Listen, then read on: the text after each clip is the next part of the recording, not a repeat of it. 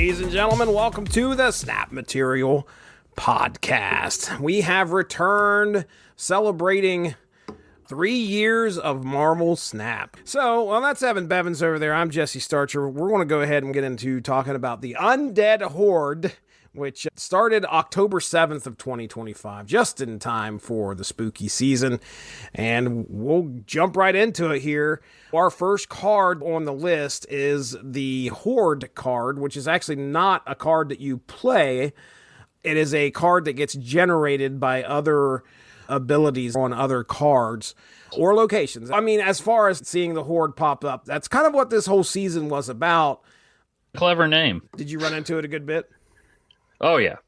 Same here. I mean, there were plenty of them. We're going to talk about those. Honestly, not quite as much as I expected. I remember last time we talked about it, and I'm like, I'm just going to build a zombie busting deck.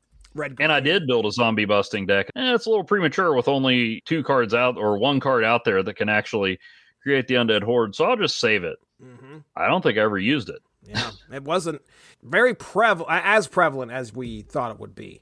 I came away with 2 different zombie decks. Oh, really? I used it more than I saw it, I guess. All right.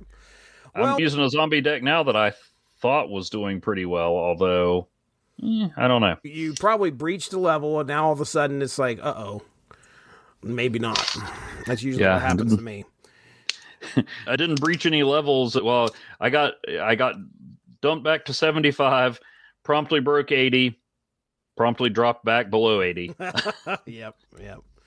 All right, Zombie Scarlet Witch, 3 cost, 2 power. After you play a card here, Horde +2. I remember initially at the beginning of the season when we saw this card drop, we were talking about how we saw Zombie Scarlet Witch come out, and we're like, what's going on? How come we haven't seen any Horde? Well, it's because you have to play a card there. You have to play a card there in order to generate the Horde, and then each time you play a card there, like if you got Kitty Pryde or something like that, it's going to continually increase the power of the Horde. But the whole Kitty strategy, which was, I think, listed even in the dev vid, I never recall even seeing that. So when I saw Zombie Scarlet Witch being played, I don't recall Kitty Pryde being anywhere in sight. So what I've been playing lately, I definitely have Kitty Pryde in there. So I had a bunch of the cards that we'll talk about here. Zombie Scarlet Witch. I do not have Kitty in that, but what I do have is Merlin, Marvel Boy, and Clea to have a bunch of skill cards that disappear and leave a spot for me to drop another card in. Smart. To boost Scarlet Witch up. And then we'll talk about some of the other cards later, but with some of the other cards in that, I came up with an idea to expand on that and get a little more power. Okay. Toward the end, diversify a little bit. Nice. But yeah, I was trying different zombie things, and I think with Silver Surfer and that, and eventually I look back at my notes from last month, and I was like, oh yeah, I did talk about the Collector with the skill cards, using the skill cards with the Scarlet Witch, because Merlin and Clea are good folks to have with the Collector. Okay. Moving on to the next one. Headpool, was he the super premium pass, or did they not do that? I can't remember. I think he's the card that you get automatically if you get the super premium pass, but he also is just a Series 5 card. Okay. You get a special variant of him with the super premium pass, and if you get that variant, when you don't have the card, you get the basic card too. Okay. So he is the super premium pass card, but he's also just in Series 5. Okay. Headpool was a 1 cost, 1 power. When this is destroyed, return it to your hand, then give all cards in your hand +1 power. I felt like I saw him a fair amount. He was early in the season. Was he a game changer? I don't think so, but I think he most likely made an impact and thought people could build around him. Did you have any thoughts on Headpool and what you saw this season? Yeah, I got him and Moira X in rapid succession, so that had me take another look at Destroy with a deck that I finally called RECYCLE. I just happen to have some visual aids. First of all, RECYCLE recycle, CONSERVE conserve. Don't you POLLUTE pollute the river, sky, or sea, or else you're gonna get what you deserve. I'll send you the link in case you want to. I don't know if you recognize that reference, but it's from Rocco's Modern Life. Gotcha. But yeah, I tried a few things. I tried mixing in the discard and destroy, but since I got Moira X and Headpool, one on top of the other, the key is to play Moira, then Headpool. If you destroy them with Killmonger, Moira copies your opening hand, and then Headpool boosts them up. At one point, I tried using him and Deadpool. I have a little bit of Deadpool fatigue, I guess, so I didn't end up with Deadpool in that deck, although it would make sense to have him. I mean, they do work well together, but I tried some other folks in it, and that worked pretty well, but then I kind of pivoted toward the zombies. Got you. All right. Next up is Colonel America. 3 cost, 3 power, ongoing. Your other cards here have +1 power for each turn you've discarded a card. I didn't see him that often. How about you? The only card this season that he really has synergy with is Zombie Power Man. I did try. He makes sense to run in most discard decks, but with other things out there with Horde and Destroy and things like that, I just didn't go back to him a lot. I think our prediction did come true. He is more effective than original recipe Captain America. Yeah. I think he's a fine addition to any discard deck, but discard wasn't really the focus this season. Okay. Next up is Zombie Mr. Fantastic. 2 cost, 2 power, on reveal, Horde +2, so you're bumping your Horde up. And then you also get an activate to give 4 of your created cards +1 power. I put down here, I didn't see him as much, but he definitely wasn't completely absent. I know I've played some games where he showed up. I do like the ongoing and activate situation, which is really cool. I like the fact that it has dual use. It was all right. I don't really have much to say about it. What do you think? Yeah, once I really went full zombie, I was using him quite a bit. It's a nice 1-2 punch. I was trying to, with the Collectosaur, since I've got cards in there like Agent 13 and Merlin can, if he transforms cards with Polymorph, they become created cards. So that has some other, obviously the main thing Zombie Mr. Fantastic's going to boost is the Horde card, but that gives me a few additional cards that he can give his bonus to. And then in my still zombie heavy, but with more diverse other cards deck, I got to come up with a better name for it than that. The place where I get the extra cards for him is just Kang. Okay. Because all the Kang cards count as created cards. For a while, I was even putting in the Quinjet, so my Kang cards would be 2 costs. Yeah. But I keep swapping Quinjet and Jennifer Kale in and out for that one. Okay. So, all right. Do I want the Kang to be more accessible? Because sometimes you get all the Kangs and sometimes you only get one.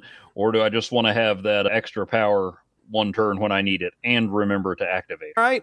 Well, the next card is the one I definitely was going to make sure I got, and that was Zombie Captain Marvel.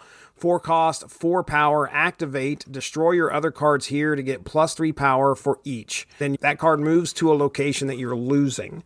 So, yeah, my whole strategy was to fill the lanes with nonsense. If it could be a debris or, getting some kind of one coster out there, it's just real quick hit, with something. And then laying Zombie Captain Marvel down there and then using her. You only need 2 lanes and she's going to move to the one that you're losing. So you could have her possibly up to a 13 by the time turn 5 rolls around. And you kill all those ones that are there. It works well with other things in Destroy, which I think I'll talk about a little bit in the meta. But yeah, I like the card. Used her quite a bit. I wasn't on my way to Infinite, but I was feeling that I could win some games with her. Any thoughts on Zombie Captain Marvel? Yeah, I got her in a seasonal Series 4 pack. I was trying for the Series 5 cards, and that's where I got Headpool and Moira X, who I had ideas for, but that wasn't really what I was going for. For the seasonal Series 4, I only had 3 options. Zombie Power Man, which I really wanted, Super Adaptoid, and Silver Surfer First Steps. I got Silver Surfer First Steps, and I'm like, okay, well, I wanted to try one with her, and then one of my bonus pulls was Zombie Captain Marvel. That's crazy. So, which is the second time that's happened, because I also got Mr. Fantastic First Steps out of a Season 4 pack. Wow. Or Series 4, Seasonal Series 4. packs. So those are those are quite the bargain at times. Right. So I already had that destroy deck I was running with Moira X and Headpool. So I forget who I had in her place. It might have been Morgan Le Fay. Morgan Le Fay is one that I keep feeling like I should be able to do something with and just haven't. But I put Zombie Captain Marvel in there, mostly with the usual suspects: Headpool, Nova, X-23, Moira X, Kid Omega, Carnage, Killmonger, Venom. Ideally, you get Venom in your opening hand so you can play Venom, and then he destroys Moira and she gives you another Venom. Nice. Then Zombie Captain Marvel and Arnim Zola to send Venom, or even Zombie Captain Marvel wherever you want him, and then Null and Death to just soak up all the destruction. Yeah. Nice. Well, let's move on to a card that I have no idea if I've ever seen it work. And that is Zombie Galacti. 7 cost, 4 power. Start of game, choose 6 other cards in your deck. On reveal, transform those cards into copies of this.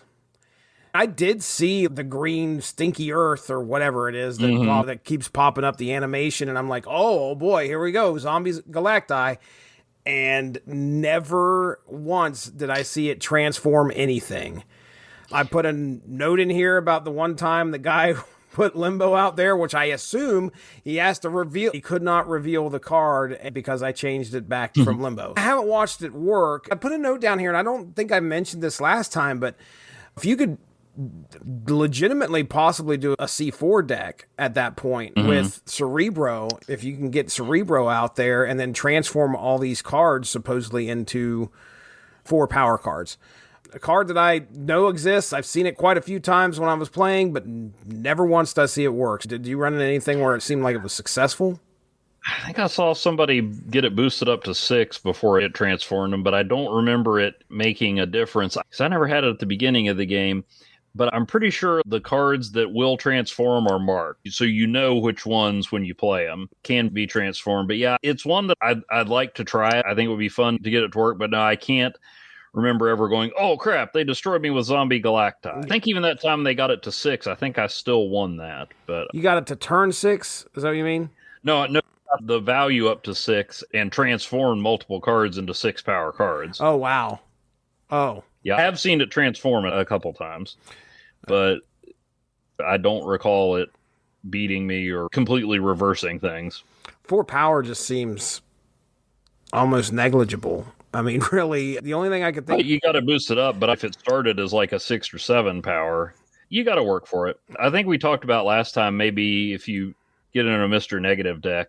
That's right. Because even if you didn't pull off Mr. Negative, you'd have a bunch of low power cards that might be able to benefit from it. So I think it would be fun to try, but it's good that it's not just, oh no, they've got Zombie Galacti, better retreat. Yeah. There are ways. Next up is Zombie Giant Man, 5 cost, 3 power. On reveal, Horde +1. Then this gains power equal to your Zombie Horde. I watched him a few times pop up, and I did get beat down. How about yourself? Yeah, I think he was the first new card I got this season. But when he's your only Horde card, he's not going to do much. You can get him to like a 6. But a 5/6 isn't going to do much for you. But once you have other zombies and you start building up that horde, he can be pretty good. What I finally figured out in the deck I'm using now is I paired him with the various horde generating cards, but also Wong, so that he can go twice. And then I've got Black Panther and Red Hulk in there, so I'm not just counting on Zombie Giant Man. And then if Zombie Giant Man, Black Panther, or Red Hulk really go off, and I've got a 7th turn or a boost from Jennifer Kale, I can bring Taskmaster in. So that gives me multiple different end games there. That one's a pretty fun deck. Okay. All right. And then I've got Kitty Pryde in there instead of cards to generate a bunch of skills to keep activating Scarlet Witch, so that way I can have those higher powered cards rather than a whole bunch of cards that need to work together. Every once in a while I'll manage not to draw Zombie Giant Man or Black Panther, or maybe I'll get them but not Wong. But there's several ways in that so that I'm not just relying on one card to put the coup de grace on. Mm-hmm. I forget who I used before, but I eventually just put Red Hulk in there. Yeah, I mean, I think that the Horde mechanic, I think that's what's tough about this season is that the Horde mechanic is so new. And at the beginning of this season, there wasn't a lot of it enough to make it seem like it could make a big impact. Now, as we got towards the end of the season, there were more cards that have that on that. I really hope they may wait until October of next year before they unveil some other Horde cards. I would hate for that to happen because, you know, this it's almost going to feel like people who are playing the Horde decks are now, you know, they're going to have to wait before anything else new to make that thing feel a little bit more fresh. Hopefully they'll be aware of that and they'll get something there. Well, they all work together and build off each other, but you don't necessarily have to use all of them. It's only like 5 cards that make Horde tokens, so you can have another strategy in there. Like I said, I tried it with Surfer, Collectosaur, and Devil Dinosaur. The Zombie Giant Man can build off the Horde, but if you don't draw him, you can build it up okay, and you've got some other big power cards. So it's not like one deck unto itself. Right. So I do like that. And there is a card coming up in this new season that would work very well, even if you just had one zombie card in there, I think. So it's kind of its own thing. It's a little bit like Guardians of the Galaxy, where they all work pretty much in the same fashion, but that also leaves you enough room to try different builds with it. I mean, you could easily, not sure how effective it will be, but you could easily drop in Darkhawk and the Rock Brothers with a zombie deck. Yeah, right. And so the Horde card is always going to increase its values. Gilgamesh is one that might work in there. I thought about him instead of Red Hulk, but again, Gilgamesh, you've got to have certain things to power him up. Red Hulk, he's just got to be there. He's got to be there. Yeah, I like it better than I thought it did. I know last time I was like, I don't know how much I'm going to be into the zombie thing, but heck, I even put my... I did get the season pass. I even put my zombie devil dinosaur in there for thematic purposes, even though there's so many better devil dinosaur variants. All right, next up, Zombie Power Man, 2 cost, 4 power, end of turn. If you're winning here, discard the leftmost card from your hand. I saw him a few times, and yeah, he was fun to watch, like eating the cards. That's probably one of the fun animations this season. He just chomps them up, and they kind of get sucked up. This one guy had Apocalypse somehow, just continually getting devoured and gaining power. So, yeah, Apocalypse and Zombie Power Man were something else. Yeah, I wanted him so I could unlock Colonel America a little better. I think I only got him once, and I could not control him. I'm like, no, don't eat that one. He looks fun, but yeah, that may be one of the only cards from this season I didn't end up with.